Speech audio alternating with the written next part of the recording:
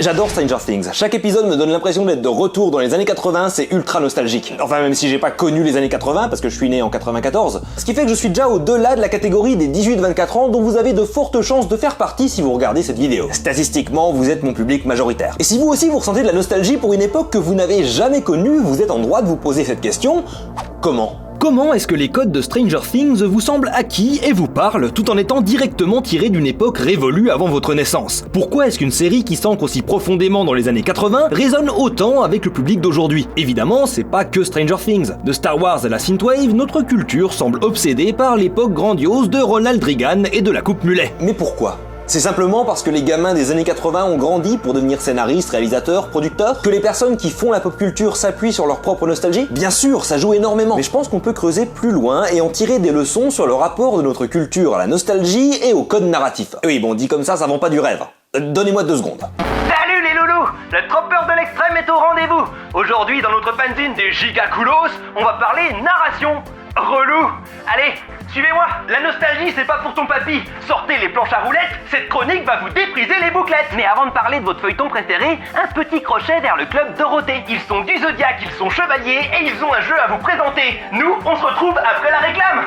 Les chevaliers du Zodiac partent toujours à l'attaque, mais au lieu de chanter une chanson bien haut, ils sont dans un jeu vidéo. Si vous êtes comme moi, vous avez grandi en regardant les aventures des chevaliers de bronze qui affrontaient tous les ennemis pour sauver la belle Saori, réincarnation de la déesse Athéna. Et si vous êtes vraiment comme moi, cette jeune femme aux cheveux violets a aidé à éveiller votre 7e sens, comme on dit par chez nous. Ou alors vous avez simplement kiffé la meilleure série parodique de tout YouTube, les Chevaliers du Zodiac abrégés. Saint Seiya, de son titre original, c'était de la pure bombe. Souvenez-vous, c'était l'animé dans lequel les héros passaient tout leur temps à monter des escaliers et perdre leurs 5 sens. On y retrouvait les Chevaliers de bronze et les Chevaliers d'or. Et les Chevaliers d'argent ? Non. Eux, on n'en parle pas. Dans tous les cas, cette annonce devrait vous plaire. Saint Seiya, la légende de la justice, c'est le nouveau jeu mobile inspiré du manga culte. Retracez les combats du sanctuaire avec Seiya, Ryoga, Shiryu et plein d'autres. Retrouvez les techniques mythiques des chevaliers de bronze comme le météore de Pégase, la poussière de diamant ou encore les chaînes sadomaso de Shun. Débloquez de nouveaux chevaliers au fil de votre progression pour devenir de plus en plus fort et traverser toutes les maisons du sanctuaire. C'est le premier jeu mobile Saint Seiya qui se joue à la verticale et à une seule main. Vous faites ce que vous voulez de l'autre en regardant ces beaux jeunes hommes retirer leurs armures et se battre dans la boue. C'est entre vous et le grand pop. Et si vous avez besoin de vos 2 mains pour faire brûler votre Cosmo Énergie, le jeu possède un mode idle qui se joue tout seul sous vos yeux ébahis. La bêta du jeu est lancée, alors n'hésitez pas à le télécharger pour éveiller votre 7e sens et partir à la rescousse d'Athéna. Suivez le lien dans la description ou le commentaire épinglé et entrez le code promo qui s'affiche à l'écran pour télécharger Saint Seiya, la légende de la justice sur votre smartphone. Et maintenant, retour à la vidéo. C'est quoi un smartphone ?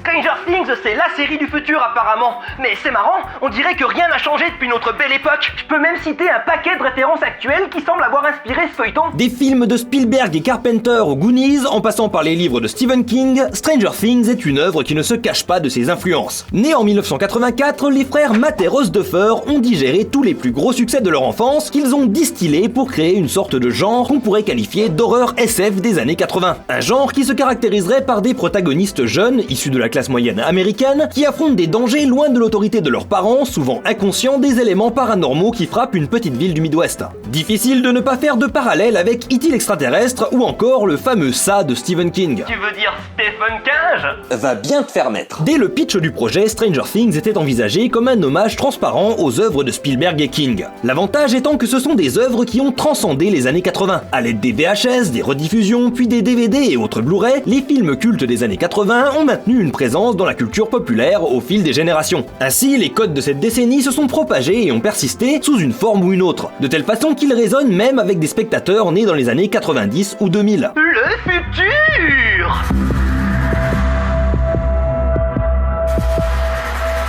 L'art est en perpétuelle évolution. Chaque création s'inspirant de la précédente, elle recycle des codes et en invente d'autres. Ainsi, une période peut voir un certain nombre de codes apparaître puis tomber en désuétude. Là où c'est le plus frappant, c'est dans l'esthétique. La mode change vite et ce qui est considéré comme à la mode un jour peut être complètement ringard le lendemain. Sauf ce style qui va rester champ max à jamais. Et parmi les codes qui évoluent, on retrouve également les codes narratifs ou tropes. J'ai déjà cité l'archétype de la bande d'enfants qui est par essence très nostalgique puisqu'on a tous eu une enfance. Mais on a aussi le vieux flic torse torturé, le bully populaire, le centre de recherche caché, les vilains Ruskov, des tropes qui ont connu leur heure de gloire dans les années 80, avant de tomber en désuétude dans les années 90 et 2000. Notamment concernant les vilains russes, qui ont perdu en crédibilité après l'effondrement du bloc soviétique. Attends, l'URSS a perdu la guerre froide? Et pourtant, c'est eux les spécialistes de la banquise et des ours polaires. C'est quoi une banquise? Mais ce qui est intéressant à noter, c'est que ces tropes sont revenus en force aujourd'hui. La peur de la Russie dans les années 2020 est à nouveau légitime. L'histoire est un éternel recommencement, l'humanité n'apprend jamais de ses erreurs, l'eau ça mouille. Et ce côté cyclique des codes, narratifs ou esthétiques, il était tout aussi vrai avant. Parce que si aujourd'hui on baigne dans les années 80, les années 80, elles, baignaient dans les années 50. Wow, c'est giga déglingo! Si aujourd'hui on est nostalgique d'il y a 30 ans, il y a 30 ans, on était nostalgique de 30 ans auparavant. Les années 80 dans la culture américaine regorgeaient d'œuvres qui recréaient la décennie du rock'n'roll, tout en omettant clairement la partie de la population qui avait réellement créé le rock'n'roll. Indice, c'était ceux qu'on forçait à s'asseoir à l'arrière des bus. Attention, touche pas à mon pote! Moi je vois pas les couleurs, et je vais te le prouver en faisant un hip-hop tip-top! Yo! C'est hors de question! Le film Grease, sorti en 1978, annonçait la couleur de la décennie qui suivrait. Stand By Me ou Le Premier Retour vers le futur comptent parmi les exemples les plus parlants d'une nostalgie des années 50. Et parmi les œuvres qui ont beaucoup inspiré Stranger Things, on retrouve le livre Ça de Stephen King, dont la première partie se passe en 1957. Ironiquement, l'adaptation au cinéma en 2017 la décalera aux années 80, sans que ça ne change grand chose à l'histoire, tant ces deux décennies utilisent les mêmes codes. Tout ce qui se passe, c'est qu'on est à une nouvelle itération du cycle. Très bientôt, on devrait voir ces codes tomber en désuétude au profit d'une nostalgie des années 90 qui était elle-même nostalgique des années 60, et ainsi de suite, vous avez compris le bousin. Mais je ne pense pas que Stranger Things, malgré ça, tombe dans l'oubli, ou devienne une série datée. Au contraire, je pense que son succès peut être intemporel, malgré la nostalgie dont elle se nourrit. Parce qu'au lieu de s'en servir uniquement comme d'une facilité pour faire quelque chose de familier, Stranger Things sait profiter d'un certain recul sur la nostalgie. Elle n'est pas une simple copie de ce qui marchait dans les années 80. Ce serait d'ailleurs impossible, puisque les séries à intrigue continue n'étaient clairement pas la norme à la télévision à cette époque. Stranger Things, dans son essence, est une reconstruction des codes des années 80 avec de nouvelles briques narratives. Quand on aborde l'art à travers le prisme des codes, on peut se ranger dans deux courants, le courant constructif et le courant destructif. On peut choisir soit de respecter les codes, de les mettre au service de notre création, soit de les détruire pour faire quelque chose de nouveau. On peut aussi choisir de s'en battre les couilles, mais ça a tendance à nous ranger par défaut du côté constructiviste, puisqu'on n'a pas d'intention particulière d'innover. On peut innover par accident, ça s'appelle la sérendipité, mais c'est plus une exception qu'une règle. Moi, parlant de tropes et adressant mes vidéos à un public plutôt néophyte, j'ai tendance à aborder les choses de façon constructiviste. Ce qui veut pas dire que c'est forcément là où je me retrouve en tant que créateur. Mais une de mes convictions, c'est que le meilleur moyen de casser les codes, c'est de bien les connaître. C'est comme en dessin, c'est bien de connaître l'anatomie pour avoir des bases solides quand on veut styliser. Ce qui est intéressant, c'est que ces deux courants ont tendance à dominer de façon cyclique. Par exemple, dans l'histoire du cinéma, ce cycle est très visible. On a l'âge d'or d'Hollywood, qui est très constructiviste et codifié, puis la nouvelle vague, complètement déconstructrice et cherchant volontairement à briser les codes, puis le nouvel Hollywood, qui va utiliser les codes déconstruits pour instaurer de nouveaux standards jusqu'aux années 80, qui sont de nouveau très constructiviste et codifié, suivi des années 90 où l'on déconstruit, et ainsi de suite jusqu'à nos jours, où on est dans une longue période constructiviste depuis la fin des années 2000. Et je pense que les œuvres qui transcendent ces courants, ce sont celles qui se situent dans l'entre-deux.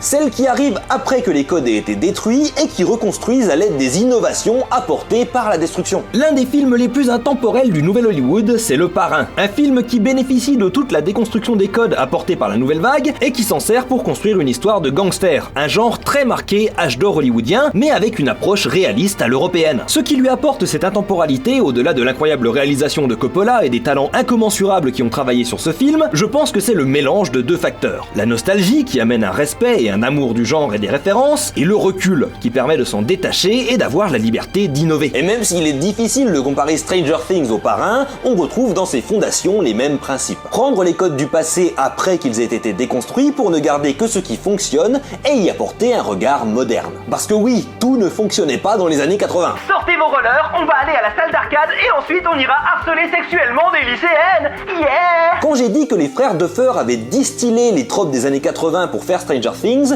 j'avais bien choisi mon terme. Distiller, c'est séparer ce qu'on veut de ce qui ne nous intéresse pas, pour obtenir un produit plus pur. Et c'est un avantage conséquent d'avoir du recul sur une époque. Parce qu'avec les codes actuels, on ne peut pas savoir à l'avance lesquels tomberont en désuétude et lesquels survivront à l'épreuve du temps. Mais ceux des années 80, notre société société a eu le temps de les digérer. On sait ce qui a marché, ce qui a mal vieilli, ce qui plaît encore et ce qui ne plaît plus. En gros, on part avec une pâte pré-cuite. Y a plus qu'à ajouter la garniture et faire bien gaffe à ne pas foutre d'ananas sur la pizza. D'ailleurs, les frères Duffer n'ont pas hésité à prendre des inspirations plus tardives, d'œuvres bien plus en dehors des codes. Ils ont notamment cité l'animé Elfenlied, sorti dans les années 2000. Quand quelqu'un dit « on dirait que Stranger Things est une vraie série des années 80 », c'est absolument faux. Stranger Things est typiquement un produit des années 2010. C'est ce recul, ces références plus modernes, ce sens esthétique contemporain qui lui permettent de synthétiser au mieux ce qui fonctionnait dans les années 80 et surtout ce qui peut encore fonctionner aujourd'hui. Et je pense, en me trompant peut-être, qu'avec son ambition reconstructrice, la série survivra à l'épreuve du temps. Même dans quelques années, quand on arrivera inévitablement à une phase de déconstruction des codes en vigueur aujourd'hui. Je suis même prêt à parier que dans 30 ans, on aura des œuvres de fiction nostalgiques de Stranger Things. Le futur! Et si on veut en tirer une leçon d'écriture, je dirais qu'il faut savoir se détacher de la nostalgie. On veut tous, que ce soit un tout petit peu ou complètement, refaire les histoires de notre enfance. Parce que c'est en majorité là que nos goûts se sont formés. Mais si on se contente d'appliquer les choses que l'on a absorbées sans prendre de recul, sans se questionner sur les codes, on risque de tomber dans le cliché. Il ne faut pas faire abstraction de l'évolution des codes. Justement, la reconstruction passe par une compréhension de ce qui n'allait pas dans le passé. La phase de déconstruction est essentielle, on ne peut pas la sauter. Et avoir un recul sur ce qui n'allait pas avant, ça peut aussi aider à réfléchir sur ce qui ne va pas aujourd'hui. Il y a en permanence des codes qui ne nous dérangent pas à un moment donné, qui finiront par être perçus comme absolument ridicules. C'est le jeu, les choses changent. Mais en apprenant à identifier les codes et les œuvres qui n'ont pas survécu à l'épreuve du temps dans le passé, on peut mieux appréhender ceux du présent qui se destinent au même sort. Ou vous pouvez directement tricher et regarder ce qui se faisait dans les années 90-2000, je peux vous assurer que d'ici 5 ans environ, on va en bouffer. Et si je me suis trompé, commentateur du futur, n'hésitez pas à vous foutre de ma gueule. Vous avez quartier libre. Si cette vidéo vous a plu, n'hésitez pas à vous abonner et à regarder celle-là. Un grand merci à Saint Seiya, la légende de la justice, et aux tipeurs. À la prochaine, Tropper, out.